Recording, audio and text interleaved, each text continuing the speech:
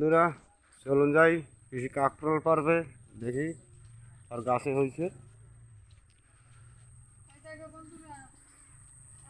জলের মধ্যে কাকরোল গাছে কাকরোল হয়েছে। গাছ থাকবে কি থাকবে না তা জানি না। গাছটাও ছোট, ছোট গাছের অনেক গুণ। এই দেখো, দেখতে পাচ্ছ এই যে কাকরোল, কাকরোল এই যে দেখা যাচ্ছে, দেখতে পাচ্ছ? এই যে কাকরোল কেটে নেব, এই যে একটা কেটে নিলাম, আর এক পিস কেটে নিলাম। গাছটা ছোট কিন্তু এর অনেক গুণ আছে, এর অনেক গুণ। এই দেখো, এই দেখো, আর এক পিস দেখো, একদম ছোট একটু গাছ। আমার ছোট গাছের এত গুণ দেখেছো? এই যে একদম ছোট একটু গাছ, গাছের ভিতরে আমি কাকরোল করতেছি। এক হাঁটু জল কিন্তু বন্ধুরা। গাছ না কিন্তু ভালোই ফল দিছে। হ্যাঁ, গুণ আছে। কেটে নিয়ে আসলাম কাকরোল।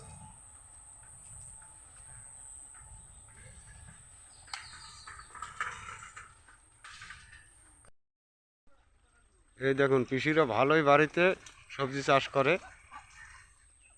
এখন নেই, জলে অনেকটা ডুবে গেছে, নষ্ট হয়ে গেছে, না হলে অনেক সবজি চাষ করছিল পিসিরা। তারপরে এই যে হাঁস হাঁস পোষে।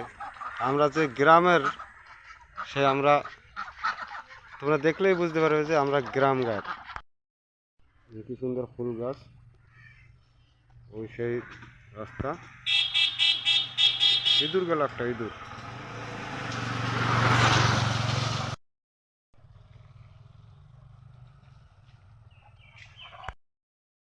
এই যে চাল কুমড়ো গাছ হয়েছে, ভবিষ্যতে আবার এই গাছ সে চাল কুমড়ো হলে আবার খাওয়াবে বেশি। চলে আসলাম সাধনা রান্নাঘরে। তো সাধনা রান্নাঘরের জন্য এখন যে কাকরোল কাটছি, 3 পিস নিয়ে আসলাম গাছ থেকে। সেই 3 পিস কাটছি, দেখি কাকরোলে কি রেসিপি হয়। কি করব ভাবছিলাম, খুব টেনশন হচ্ছিল। এবার গাছের ধারে যাইয়ে দেখি কত সুন্দর হয়েছে, তো তুলে নিয়ে আসলাম কাকরোল। আর নিজের গাছের সবজি, এত গাছের ধারে গেলে মনটা এমনি ভরে যায়। সে তো আপনারা যারা চাষ করেন তো বুঝতে পারেন যে ছোট ছোট গাছে বড় বড় ফল, মনটা তো এমনি ভরে যায়। আর সে আপনার সবজিরা গাছপালা আমাকে হেবি ভালোবাসে, আমিও যেমনি ভালোবাসি। আমি একটু গাছ লাগালে তাতে কম বেশি ফল হবেই হবে, একটু কম হোক বা বেশি হোক হবেই। এখন বৃষ্টি বর্ষা তো, এই বৃষ্টি বর্ষার জন্য আমার সবজিগুলো নষ্ট হয়ে যাচ্ছে, গাছপালা। তাই নিয়ে আসলাম কাকরোল, কেটে নিলাম কাকরোল।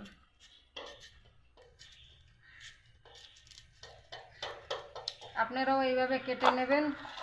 কত কাকরোল হয়েছে 2 পিসে, দেখুন ভরে গেছে একদম বাটি। 3 পিসে আরও হবে, অনেকটাই হবে।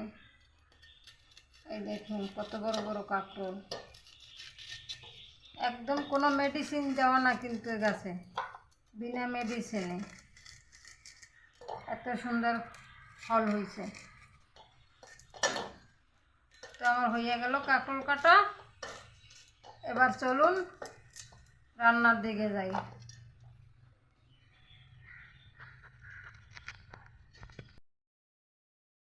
তো দেখুন, এই কাকরোল করার জন্য নিয়ে আসলাম। তো কাকরোলে এখন কড়াই দিছি, কড়াই গ্যাস ধরাই দিছি, তেল দেব, তেল গরম হোক। আর কাকরোলে দেব আমি হালকা হলুদ আর পরিমাণ মতন নুন দিয়ে একটু মাখিয়ে মুখিয়ে একটু ভালো করে হলুদটা আর নুনটা যেরকম কাকরোলের গায়ে মাখে ছিল, একটু হলুদ দেবো হালকা। তেল গরম দিছি, তেল গরম হয়ে গেছে, এখন আমি কড়াইতে দিয়ে দেবো আস্তে আস্তে।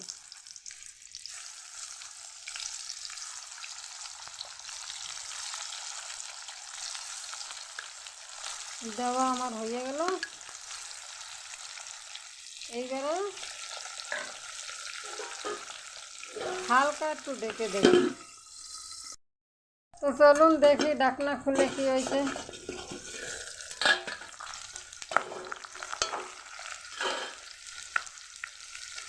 উল্টাইয়া পাল্টাইয়া দেই। ও দারুণ হয়েছে, কিন্তু আমি যেরকম ভাজবো তার থেকে একটু বেশি ভাজা হয়ে গেছে। তো এখন আমার মিডিয়াম সাইজের ভাজার দরকার, আমার মিডিয়াম সাইজ ভাজা হয়ে গেছে। এবার আমি কাঁকরোলটাকে তুলে নেব। একটুখানি হলুদ, নুন পরিমাণ মতন, একটু বেসন, দুটো কালো জিরে দিয়ে একটা ব্যাটার বানাইছি। এখন দেখুন, এই ব্যাটারের ভিতরে একটা একটা কাঁকরোল এইভাবে ডুবাবো, আর ওই কড়াই তেলটার ভিতরে ছেড়ে দেব। খেতে দারুণ হবে, একদম দারুণ স্বাদের জিনিস। দেখুন কত সুন্দর হয়েছে। এই যে উল্টাইয়া পাল্টাইয়া আস্তে আস্তে করে ভেজে নেব। আর একটু দিয়ে দিলাম। পরপর আমার কড়াইতে ওই তেলের ভিতরে যে কয়টা যাবে সেই কয়টাই আমি দিয়ে দেবো। এভাবে দুটো হোক, তিনটে হোক, চারটে হোক, এভাবে আমি পরপর সাজিয়ে সাজিয়ে দিয়ে দিলাম। ভাজার সময় অবশ্যই আপনারা গ্যাসের ফ্লেমটা লো ফ্লেমে রাখবেন। বেশি ইসে রাখলে পরে আনে ইয়ে হয়ে যাবে, পুড়ে যাবে। আস্তে আস্তে একটু ধরে ধরে ভাজবেন, খুব সুন্দর হয় খেতে। এখন চারটে হয়ে গেছে, আমার পিস হয়ে গেছে। আমি এখন ওটা তুলে নেব। তুলে নিচ্ছি 4 পিস।